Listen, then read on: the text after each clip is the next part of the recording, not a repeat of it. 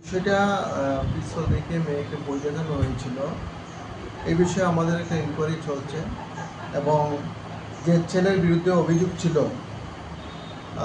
আমরা তার কাছ থেকেও মোবাইলটা সিজ করেছি এবং এই মেয়ের সঙ্গে যে আরও যে কানেক্ট আছে বোনজামাই সহ বোনজামাইয়ের এক মামাতো ভাই, আমরা তাদের মোবাইলটিও সিজ করেছি এবং মেয়ের মোবাইল সহ তারা তিনজনের মোবাইল আমরা এফএসএলে পাঠিয়েছি অ্যাকচুয়ালি দেখার জন্য কে এই ছবিগুলি মানে যে পিস্তলের ছবিটা ছিল কে সার্কুলেট করেছে এই বিষয়টা দেখার জন্য আমরা এফএসএলে পাঠিয়েছি। এফএসএল থেকে রিপোর্ট আসলে প্রকৃত দোষীকে এটা আমরা আইডেন্টিফাই করতে পারবো।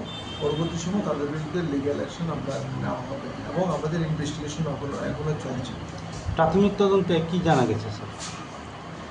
প্রাথমিক তদন্তে অ্যাকচুয়ালি দেখেন যে আমাদের কাছে যে কমপ্লেনটা ছিল অ্যাকচুয়ালি যে মেয়েটা ওর কাছে কিন্তু কোনো ধরনের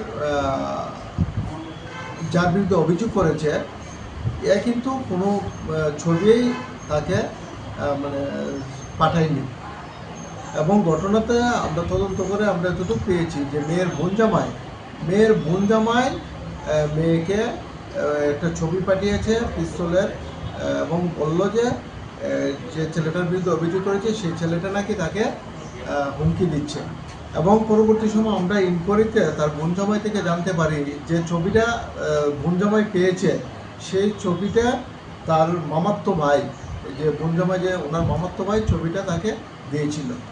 এখন আমাদের ইনভেস্টিগেশন চলছে, এফএসএল রিপোর্ট আসলে আমরা ক্লিয়ার করতে পারবো। পিস্তলটা কোনো স্কোপ পাওয়া যাচ্ছে যে পিস্তলটা ছবি ভাইরাল হচ্ছিল আসলে? না অ্যাকচুয়ালি এটা পরবর্তী সময় আমরা নেট থেকে দেখেছি যে এটা ইনস্টাগ্রাম থেকে এই ছবিটা ডাউনলোড করা হয়েছে।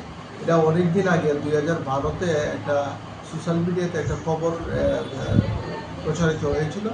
এই খবরের যে ছবিটা তার সোশ্যাল মিডিয়া থেকেই আপলোড করে এগুলো সার্কুলেট করা হয়েছে।